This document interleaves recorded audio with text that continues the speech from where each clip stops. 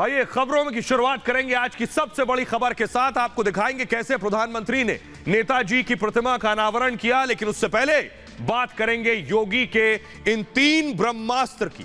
ये 3 जो आप योगी की नारी शक्ति देख रहे हैं वो उत्तर प्रदेश में क्या कमाल करेंगे। तस्वीरें हम आपको दिखा रहे हैं। मुलायम सिंह यादव की बहू अपर्णा यादव को आप देख रहे हैं, अदिति सिंह को आप देख रहे हैं और प्रियंका मौर्य को। तो आइए सबसे पहले आपको बताते हैं कि योगी के ये 3 हथियार कौन से हैं जो उत्तर प्रदेश चुनाव में बड़ा कमाल करने का दम रखते हैं। देखिए जरा, आपको बताने जा रहे हैं। मुलायम सिंह यादव की छोटी बहू बाकायदा प्रेस कॉन्फ्रेंस की आज अपर्णा यादव ने। प्रतीक यादव की पत्नी अपर्णा, जिन्हें इस तरफ आप देख रहे हैं, समाजवादी पार्टी से भी चुनाव लड़ चुकी हैं अपर्णा यादव। समाजवादी पार्टी छोड़कर अब बीजेपी खेमे में आ चुकी हैं। ये देखिए जरा, अब टीम योगी से खेलेंगी अपर्णा, जो अब तक टीम अखिलेश में खेला करती थी। अखिलेश के नेतृत्व पर अपर्णा का बीजेपी में आना सवाल खड़े करता है। मुलायम परिवार में बिखराव की सुगबुगाहट है कि अब तक जो मुलायम की टीम से खेलती थी अब वो योगी की टीम से खेलेंगी। यादव वोट में टूट हो सकती है, इस तरह की आशंकाएं हैं। आपको याद होगा जिस वक्त शिवपाल यादव अखिलेश से अलग हुए थे, किस तरह पार्टी में बिखराव हुआ था। क्या वैसी परिस्थिति और स्थितियां बन सकती हैं। इसके अलावा महिला वोट पर भी असर डाल सकती हैं अपर्णा यादव। तो योगी का पहला हथियार। दूसरी है पोस्टर गर्ल। जी हां, पोस्टर गर्ल प्रियंका गांधी की प्रियंका मौर्य, जिन्हें इस वक्त आप देख रहे हैं, कांग्रेस की पोस्टर गर्ल रही, लड़की हूं लड़ सकती हूं मुहिम का चेहरा रही। ये भी योगी के ब्रह्मास्त्र में शामिल हो गई हैं। कांग्रेस छोड़ अब बीजेपी में आ चुकी हैं प्रियंका। ये देखिए, योगी की तरफ आकर खड़ी हो गई हैं प्रियंका। अब तक प्रियंका गांधी की तरफ खड़ी थी। इसके अलावा अगला नाम है अदिति सिंह का। टिकट में धांधलेबाजी का आरोप लगाया अदिति सिंह ने। इसके अलावा आपको बताऊं 40% महिला टिकट पर सवाल उठाए हैं। लड़की हूं लड़ सकती हूं कैंपेन पर सवाल उठाए कि 40% जो टिकट दिए जा रहे हैं इस पर सवाल उठाए। सवालों में अब प्रियंका का महिला सशक्तिकरण भी आ गया है। ये प्रियंका मौर्य ने सवाल उठाए हैं। अदिति सिंह की बात करेंगे। कभी अदिति सिंह प्रियंका गांधी की करीबी रही, सोनिया गांधी की करीबी रही, कांग्रेस विधायक रह चुकी हैं। अखिलेश सिंह की बेटी हैं अदिति सिंह और कांग्रेस के बड़े नेता रहे हैं अखिलेश सिंह। उनकी सुपुत्री है। रायबरेली में काफी दबदबा और दबाव माना जाता है। जब सोनिया गांधी वहां से चुनाव लड़ती थी, अदिति सिंह आगे बढ़कर उनके साथ खड़ी रहती थी। नाराजगी के बाद अदिति ने भी कांग्रेस छोड़ दी है और अब टीम योगी में आकर खड़ी हो गई है। ये आप देख रहे हैं। प्रियंका को चुनाव लड़ने की चुनौती दे दी अदिति सिंह ने कि प्रियंका वाड्रा आए और उनके सामने चुनाव लड़े। कांग्रेस की कैंपेन को कोरी गलत बताया है और रायबरेली से उतरने की ललकार लगाई है। रायबरेली को गढ़ मानती है कांग्रेस, आपको बता दें, और अब यहां बड़ी सेंध लगने वाली है। तो ये योगी के ब्रह्मास्त्र हैं। लेकिन आइए अब आपको बताने जा रहा हूं कि ये जो 3 योगी के ब्रह्मास्त्र नारी शक्ति हैं, ये प्रचार में मैदान में उतर गई हैं। यानी ये देखिए, अपर्णा यादव को आप देख रहे हैं, मुलायम सिंह यादव की बहू बीजेपी के लिए प्रचार करने मैदान में आज उतरी। न सिर्फ अपर्णा, अदिति और प्रियंका भी थी। हाथ में उनके एक जो पोस्टर लिए हुए उसमें लिखा है बहू बेटी को सुरक्षा और अधिकार। तो जो अब तक साइकिल के लिए प्रचार करती थी वो अब प्रचार करेंगी दरअसल बीजेपी के लिए। आइए अब आपको दिखाने जा रहा हूं। देखिए कैसे मुलायम सिंह यादव से मिलने पहुंची थी अपर्णा। 2 तस्वीरें मैं आपको दिखा रहा हूं। ये देखिए, ये तस्वीर आप देख रहे हैं, मुलायम से आशीर्वाद लिया था, लेकिन उससे पहले अमित शाह बीजेपी के जो चाणक्य हैं उनसे मिली थी। तो मुलायम की टीम में शामिल रही उनकी बहू, अब टीम बीजेपी में है। आइए आपको बताते हैं कि आखिर अपर्णा ने बीजेपी क्यों ज्वाइन की। अपर्णा ने आज क्या कहा, क्यों समाजवादी पार्टी की साइकिल से उतरकर बीजेपी का कमल थाम लिया अपर्णा ने। देखिए जरा, अपर्णा का कहना है कि बीजेपी में राष्ट्रवाद की बात है। वो कह रही है जो मुझे प्रभावित करती है वो बीजेपी का राष्ट्रवाद है। विचार सबसे आगे होता है, इसलिए इस विचार और विचारधारा के साथ मैं हूं। बीजेपी ने देश को बचाया है और बीजेपी में मां और बहनें सुरक्षित हैं। नए भारत के निर्माण के साथ बीजेपी खड़ी है, इसलिए वो भी नए भारत के निर्माण के साथ आकर खड़ी हो गई हैं। उन्होंने कहा मैं प्रधानमंत्री मोदी के साथ हूं। योगी के साथ रंग भरने का अवसर मिला, नए भारत में रंग भरने का मौका मिला है, यह अपर्णा ने कहा। अब आपको सुनवाते हैं कि आखिर अपर्णा यादव क्या कह रही हैं। कि आखिर इसके अलावा आपको बताते हैं कौन है अखिलेश का वो साथी जो कह रहा है छोटी बहू चली गई है, इसे मनाकर वापस लाएंगे। सुनिए जरा। मैं हमेशा से प्रभावित रहती थी आदरणीय प्रधानमंत्री जी से, और मेरे चिंतन में हमेशा राष्ट्र सबसे पहले है। नेताजी ने बहुत कोशिश की समझाने की, नेताजी ने बहुत कोशिश की समझाने की। भारत माता की, भारत माता की, वंदे वंदे वंदे। मुलायम की बहू अपर्णा यादव अब कमल थाम चुकी हैं। कभी साइकिल की सवारी कर चुकी समाजवादी पार्टी से चुनाव लड़ चुकी अपर्णा ने अब बीजेपी के लिए चुनाव प्रचार भी शुरू कर दिया है। अखिलेश के मुताबिक बहू को पार्टी में रोकने की लाख कोशिश की गई, लेकिन वो न रुकी। आज अपर्णा ने बताया वो समाजवादी पार्टी छोड़ आखिर क्यों बीजेपी में आई है। हम सब इस पार्टी से राष्ट्रवादिता की वजह से जुड़े हैं। हमारा लक्ष्य राष्ट्र को बचाना है। हमें फिर से अगर कुछ भी अच्छा करना है अपने इस राष्ट्र के लिए, तो भाजपा सरकार को हमें पूरे दम से लाना पड़ेगा उत्तर प्रदेश में। बीजेपी में शामिल होने के बाद अपर्णा यादव ससुर मुलायम सिंह यादव से आशीर्वाद लेने गई थी और इस तस्वीर को खुद छोटी बहू ने ट्वीट किया था। आज अपर्णा ने इस जीत के आशीर्वाद पर भी बोला। मैं बस यही कहूँगी कि बिल्कुल उन्होंने मुझे बहुत समझाया, उन्होंने मुझे काफ़ी राजनीतिक समझ दी। मैं नेताजी से कोई विमुख नहीं हूँ, मैं उस परिवार की बहू थी, बहू हूँ और बहू रहूँगी। और किसी भी बहू का कर्तव्य है कि कोई भी अच्छा काम करे तो ज़रूर अपने बड़ों का आशीर्वाद लेना चाहिए। और नेताजी मेरे लिए ससुर जी भी हैं, पिता तुल्य भी हैं, पिता हैं, तो मैं यही कहूँगी कि मैंने उनका आशीर्वाद लिया। बहू अपर्णा यादव भले ही पार्टी छोड़ चुकी हो, सपा के खिलाफ बीजेपी के लिए सड़क पर उतर चुकी है, लेकिन अखिलेश के गठबंधन सहयोगी ओम प्रकाश राजभर बहू अपर्णा को वापस लाने की बात कर रहे हैं। ये कोर्ट लेके अपर्णा गई लहीन, और दूसर बात नैहरे गई लहीन, नैहरे गई लहीन, और तीसर बात खिचड़ी ना पहुंचो ले रहा भैया, खिचड़ी लेवा गई लहीन। 10 मार्च को देखिएगा, फिर वो गठरी वठरी बांध के फिर ससुराल चली जाएगी।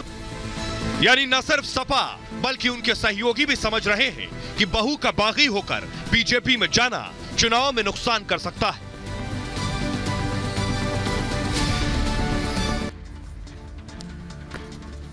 तो ओम प्रकाश राजभर कह रहे हैं बहू को मनाकर वापस लाएंगे, लेकिन अपर्णा बेशक बीजेपी में चली गई हो, लेकिन उनके पति प्रतीक यादव राजनीति में आने का शौक नहीं रखते हैं। प्रतीक राजनीति से दूर रहते हैं, मुलायम सिंह यादव के छोटे बेटे हैं। आइए आपको बताते हैं प्रतीक यादव आखिर सियासत से दूर क्यों हैं।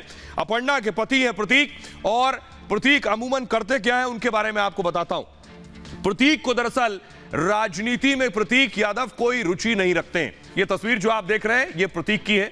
खुद को प्रतीक एक बिजनेसमैन कहते हैं और बिजनेसमैन के रूप में ही सामने रखते हैं। दुनिया के सियासत से बहुत दूर रहते हैं। अमूमन पॉलिटिकल रैलीज में भी आपने प्रतीक को नहीं देखा होगा।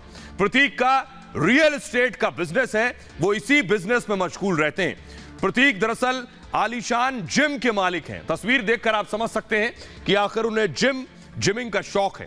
पूरे देश में प्रतीक चाहते हैं जिम की एक चेन खोलना, पूरे देश में जिम खोलना चाहते हैं वो। खुद भी प्रतीक बॉडी बिल्डर हैं, अपर्णा के पति हैं। जिम के फोटो अक्सर प्रतीक सोशल मीडिया पर शेयर करते रहते हैं, एक्सरसाइज करते हुए भी शेयर करते हैं। इसके अलावा देखिए तस्वीर में आपको दिखा रहा हूं, प्रतीक कारों का भी शौक रखते हैं, कारों के भी शौकीन हैं।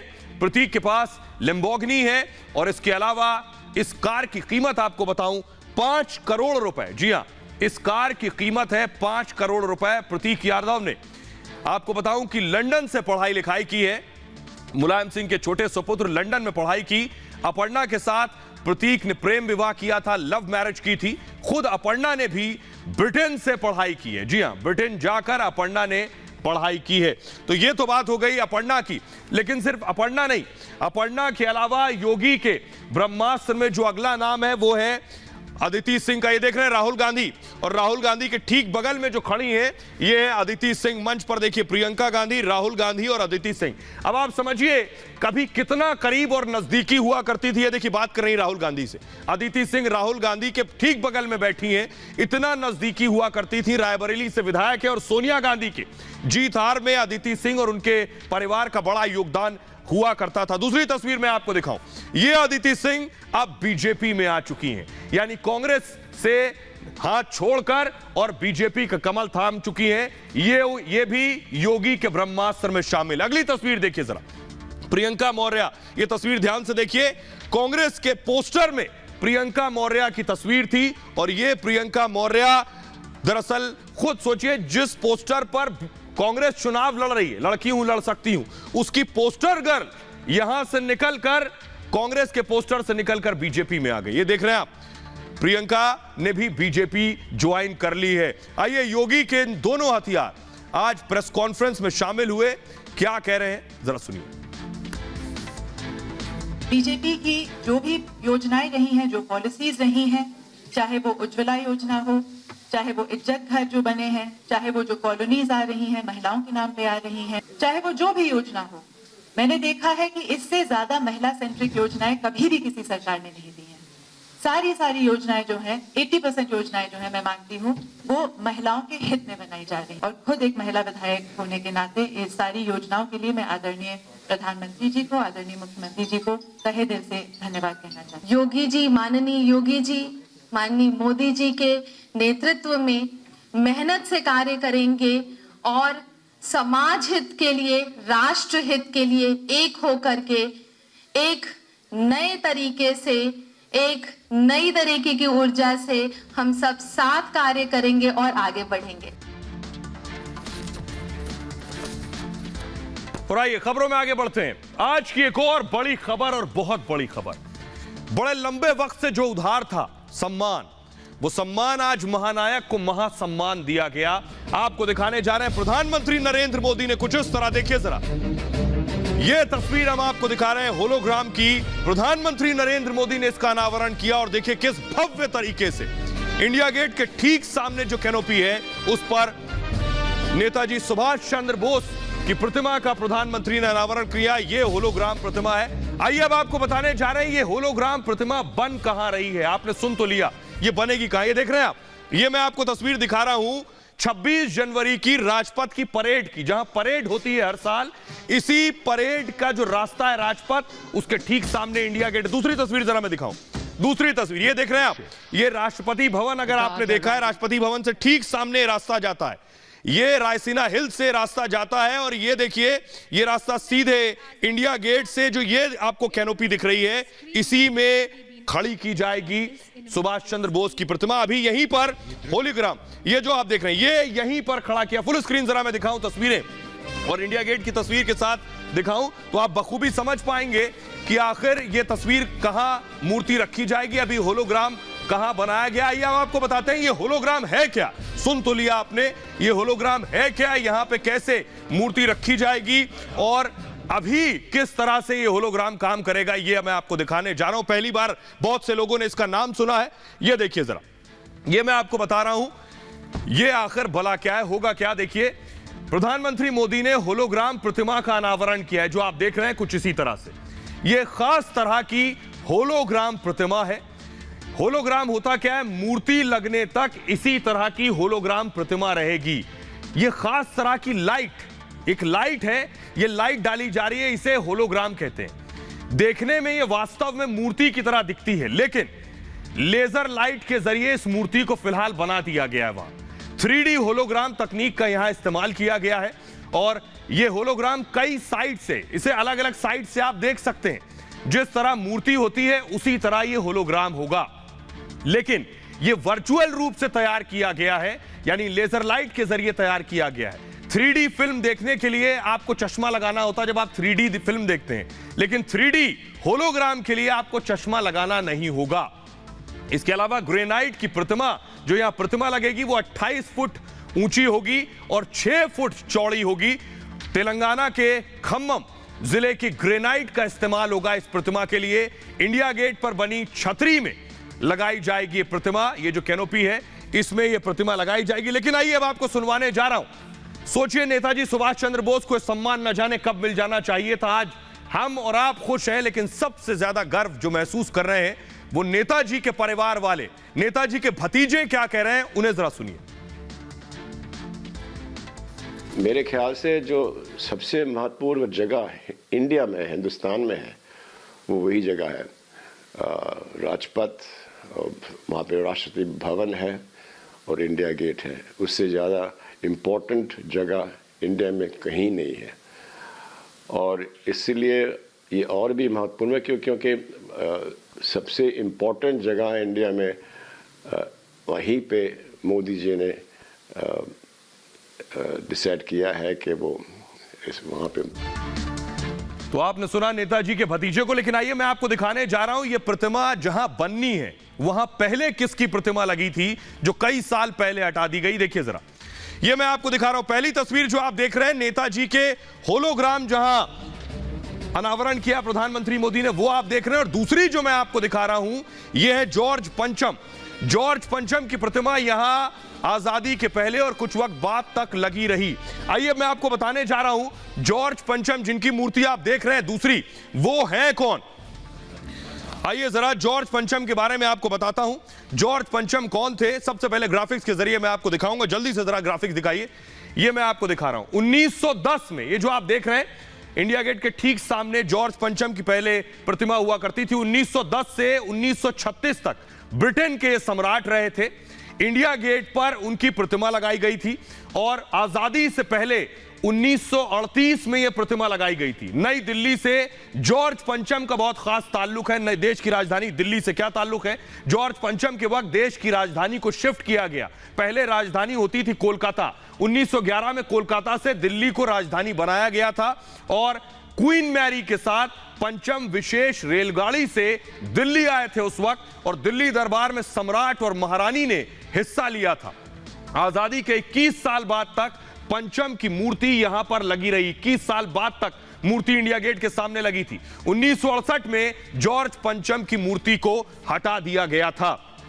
आइए अब आपको बताने जा रहा हूं, होलोग्राम मूर्ति का अनावरण कर दिया गया, लेकिन देश में हर महापुरुष पर सियासत जरूर होती है, तो सुभाष चंद्र बोस पर भी होनी लाजमी है। देखिए जरा रिपोर्ट।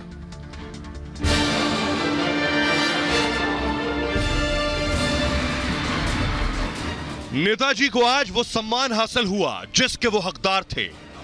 आजादी के दशकों बाद देश उन गलतियों को डंके की चोट पर सुधार रहा है।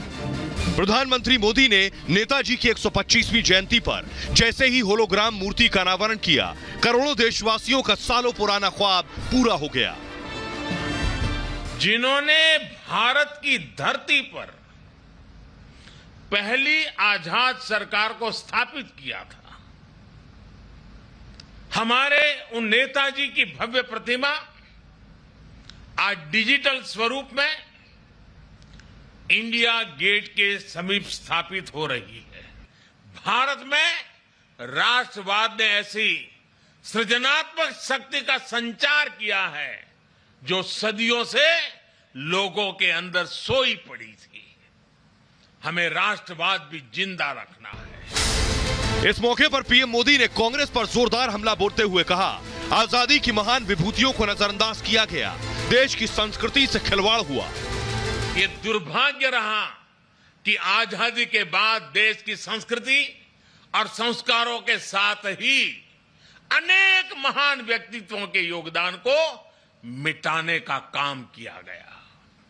स्वाधीनता संग्राम में लाखों लाख देशवासियों की तपस्या शामिल थी, लेकिन उनके इतिहास को भी सीमित करने की कोशिश हुई। लेकिन आज आजादी के दशकों बाद देश उन गलतियों को डंके की चोट पर सुधार रहा है। एक तरफ मोदी सरकार नेताजी को वो सम्मान दिला रही थी जिसके वो हकदार हैं, लेकिन ममता बनर्जी ने नेताजी के नाम पर केंद्र सरकार पर हमला बोला। ममता ने कहा कि आप नेताजी की प्रतिमा दिल्ली में लगा रहे हैं क्योंकि हमने आप पर दबाव डाला था। नेताजी सुभाष चंद्र बोस की जयंती को राष्ट्रीय अवकाश घोषित करें। आइए अब आपको बताने जा रहे हैं, प्रधानमंत्री नरेंद्र मोदी ने कहा कि जिस सम्मान के नेताजी हकदार थे वो उन्हें लौटाया जाए। कैसे और क्या क्या प्रधानमंत्री नरेंद्र मोदी ने पिछले 7 सालों में नेताजी सुभाष चंद्र बोस के लिए किया है वो आपको बताने जा रहे हैं। बेशक इस पर सियासत तो खूब होती है, लेकिन हकीकत आपके सामने। गणतंत्र के जश्न की शुरुआत, यानी आज 23 जनवरी जो नेताजी का जन्म दिवस है, आज से गणतंत्र के जश्न की शुरुआत हो जाएगी 26 जनवरी तक। जयंती को पराक्रम दिवस के तौर पर मनाने का ऐलान प्रधानमंत्री नरेंद्र मोदी ने किया। 2016 में आपको याद होगा, मोदी ने ही बोस से जुड़ी हुई उन फाइलों को सार्वजनिक किया था जो अब तक गुप्त थीं। 100 गोपनीय फाइल का डिजिटल संस्करण सार्वजनिक किया और नेताजी के परिवार ने फाइल सार्वजनिक करने की उस वक्त मांग की थी। नेताजी के नाम पर पुरस्कार का ऐलान किया गया और आपदा प्रबंधन से जुड़े लोगों को पुरस्कार दिया गया।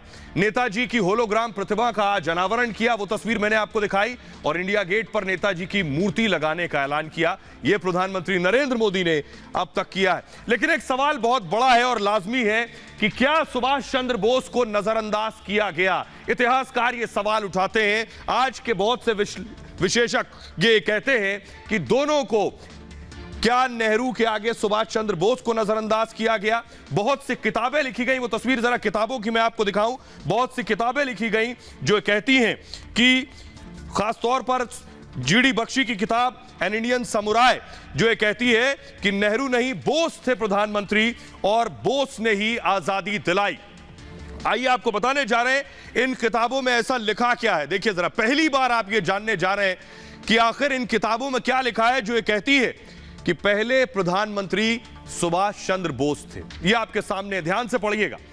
नेताजी ने बनाई थी आजाद हिंद की पहली सरकार, पहले पीएम नेताजी होते। 21 अक्टूबर 1943 को एक अस्थाई सरकार बना दी थी, 1943 में ही। अस्थाई सरकार के प्रधानमंत्री खुद सुभाष चंद्र बोस थे। सुभाष चंद्र बोस ने इसका नाम आजाद हिंद सरकार रख दिया था और दूसरे विश्व युद्ध के दौरान सिंगापुर में इसका गठन कर दिया था। जल्दी से मूव करेंगे। जर्मनी, इटली समेत 8 देशों ने उस वक्त भारत की सरकार को और खुद सुभाष चंद्र बोस को प्रधानमंत्री के तौर पर मान्यता दे दी थी। नेताजी की सरकार को निर्वासित सरकार भी कहते हैं। आजाद हिंद सरकार के पास अपना बैंक और अपनी करेंसी हुआ करती थी। आपको बताऊं, अंग्रेजों को देश से भगाने के लिए सशस्त्र संघर्ष किया था। जापान ने अंडमान निकोबार द्वीप को नेताजी को उस वक्त सौंप दिया था, सोचिए। और देश की आजादी में आजाद हिंद फौज का बहुत अहम योगदान है।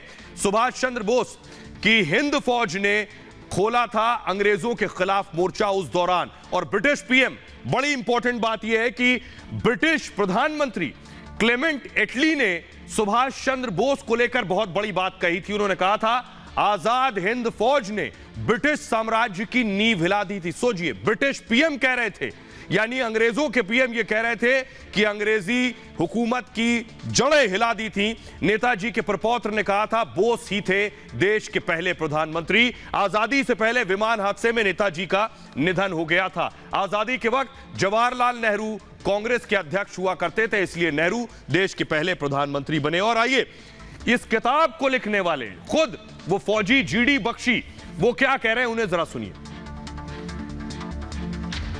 21 अक्टूबर 1943 को बोस ने आजाद हिंद सरकार की स्थापना और घोषणा करी थी सिंगापुर से, और उसमें जो एक आजाद हिंद सरकार का गठन किया था और आजाद हिंद फौज को वो जो है उन्होंने एक प्रॉपर फौज की तरह खड़ा किया। बैंक बनी और आजाद हिंद बैंक बनी, आजाद हिंद ने अपने नोट छापने शुरू किए, एक पूर्णतः सरकार बनी जिसके पहले प्रधानमंत्री नेताजी सुभाष चंद्र बोस थे। उन्होंने वहां डिक्लेरेशन ऑफ इंडिपेंडेंस करी। और आइए अब आपको बड़ी बात बताने जा रहे हैं कि अंग्रेज आखिर क्यों और कैसे देश से भाग खड़े हुए, उसके पीछे वजह थी। ये आप पढ़ रहे हैं, ये जो ट्रायल है इसे रेड फोर्ट ट्रायल कहते हैं। अखबारों में कुछ इस तरह से छप रहा था। ये रेड फोर्ट ट्रायल क्या था, यानी लाल किले पर ट्रायल। ये रेड फोर्ट ट्रायल एक बड़ी वजह थी कि अंग्रेजों को देश छोड़कर जाना पड़ा। देखिए आपको दिखाने जा रहे हैं रेड फोर्ट ट्रायल में हुआ क्या। रेड फोर्ट ट्रायल ये था कि दूसरे विश्व युद्ध में हुआ क्या कि ब्रिटेन और अमेरिका की जीत हुई सेकेंड वर्ल्ड वॉर में। इस जंग में जर्मनी की सेना की हार हुई थी और आजाद हिंद फौज जर्मनी की तरफ से लड़ रही थी, यानी नेताजी की फौज जर्मनी की तरफ से लड़ रही थी।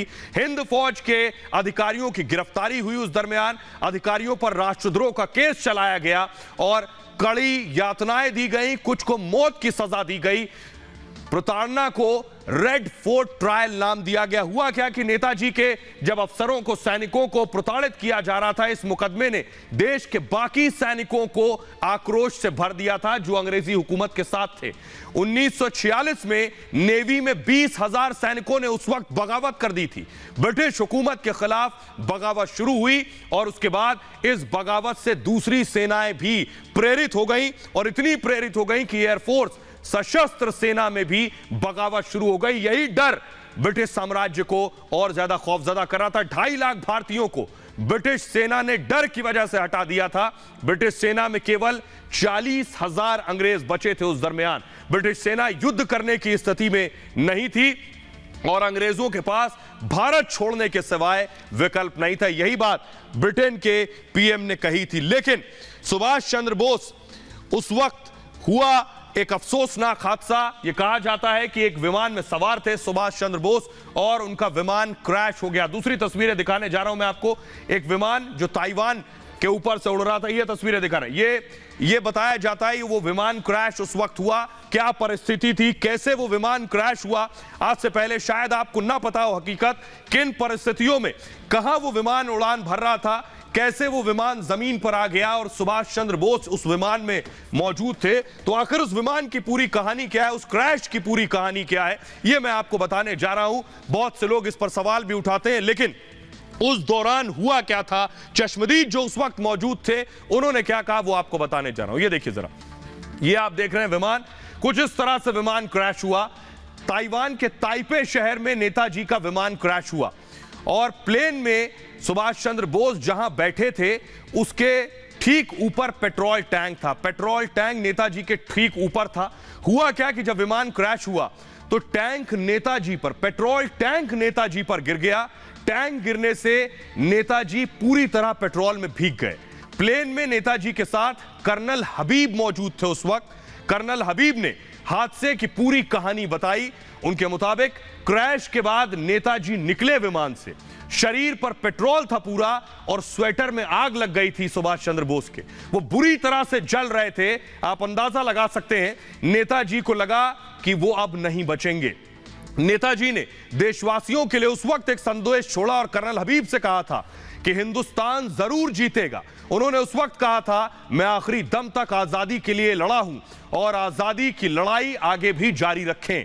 कर्नल हबीब ने एक साक्षात्कार, एक इंटरव्यू में कहा 10 मिनट में वहां बचाव दल मौके पर पहुंच गया, लेकिन बचाव दल के पास एम्बुलेंस नहीं थी और नेताजी को उसके बाद ट्रक में रखकर अस्पताल तक पहुंचाया गया। डॉक्टर तानेयाशी ने सबसे पहले नेताजी को देखा। तानेयाशी ने 1946 में उनसे हांगकांग में सवाल जवाब हुए। ब्रिटिश अधिकारी ने यह दावा किया उस वक्त कि नेताजी और हबीब मरीजों से अलग रखे गए थे। खून चढ़ाने के लिए नेताजी की नस नहीं मिल रही थी उस दौरान। इतने मजबूत थे वो कि एक बार भी नहीं चिल्लाए। दूसरे कमरे में जो बाकी लोग उस हादसे में घायल हुए थे वो सब चीख रहे थे। नेताजी को बहुत प्यास भी लगी हुई थी उस वक्त और जापानी भाषा में उन्होंने पानी मांगा। 18 अगस्त को नेताजी का निधन हो गया। 4 दिन तक पार्थिव शरीर वहीं रखा गया। ताइपे में ही उनका अंतिम संस्कार किया गया और 22 अगस्त को उनका अंतिम संस्कार किया गया।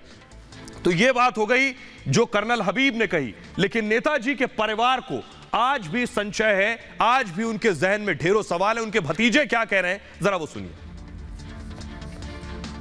1945 में अभी भी मिस्ट्री है। वो प्लेन क्रैश तो मेरे ख्याल से, मेरे फैमिली के ख्याल से प्लेन क्रैश तो हुई नहीं और अभी भी वो कहानी बाकी है और हम आशा करते हैं कि और जो फाइल्स हैं उनके बारे में इंडियन गवर्नमेंट के पास। और आइए अब मैं आपको बताता हूं, इस क्रैश की अब जांच शुरू हो गई है, क्योंकि नेताजी के परिवार, न सिर्फ परिवार बल्कि देश भी जानना चाहता है कि आखिर इसकी हकीकत क्या है। तो आइए अब आपको दिखाता हूं क्रैश की जांच कैसे शुरू हुई है। 18 अगस्त 1945 को दरअसल मौत की खबर आई, और सवाल क्यों खड़े होते हैं। मौत की जांच के लिए एक दो नहीं तीन कमीशन, 3 आयोग बनाए गए। जापान की संस्था ने इस खबर को छापा और जिसमें नेताजी की मौत का दावा किया उस वक्त, वो ये खबर 23 अगस्त को छापी गई। इसके बाद कहा गया कि विमान हादसे में उनकी मौत हो गई, लेकिन यह विमान हादसा ताइवान में हुआ था और उस दौरान ताइवान जो था वो जापान के कब्जे में था। कुछ दिन बाद एक और रिपोर्ट छपी और विमान हादसे को इस रिपोर्ट ने नकार दिया। सवाल यहीं से खड़े होते हैं, इस रिपोर्ट ने कहा कि कोई हादसा हुआ ही नहीं, तो सवाल ये हादसा नहीं हुआ तो फिर मौत कैसे हो गई। ताइवान ने नेताजी की मौत पर सवाल उठाए और मौत की जांच के आदेश दिए, और भारतीय दस्तावेजों में मौत की वजह आज भी हादसा लिखा हुआ है। विमान लापता होने का दावा किया गया। नेहरू सरकार पर जासूसी का आरोप भी लगा। उस दौरान बोस के परिवार की जासूसी का आरोप लगा और लोग ये मानते हैं कि नेहरू सरकार को भी दरअसल शक था और इसलिए परिवार की जासूसी की गई। जासूसी को लेकर 2 फाइलें भी अब तक सामने आ चुकी हैं। आइए अब आपको दिखाने जा रहा हूं मैं कि इससे पहले आगे बढ़े, आपको दिखाऊं, पिछले दिनों ये तस्वीरें चल रही थी। 2 तस्वीरें आप देख रहे हैं, ये सुभाष चंद्र बोस की तस्वीर है और ये गुमनामी बाबा की तस्वीर है, जो हूबहू उनकी तरह दिखाई देते हैं। कहा गया कि गुमनामी बाबा ही सुभाष चंद्र बोस हो सकते हैं, क्योंकि बहुत सी चीज दोनों की मिलती है। दोनों के चश्मे एक जैसे थे, दोनों के बोलने का तरीका एक जैसा था, और आज 23 जनवरी के दिन कुछ लोग थे जो गुमनामी बाबा से मिलने जाया करते थे। बहरहाल आज उन्हें असली सम्मान मिला है और अभी बहुत कुछ उनके लिए किया जाना बाकी है। फिलहाल आप अपना बहुत ख्याल रखिए। ये भारत की बात है में इतना ही। लौट रहे हैं कुछ और बड़ी खबरों के साथ।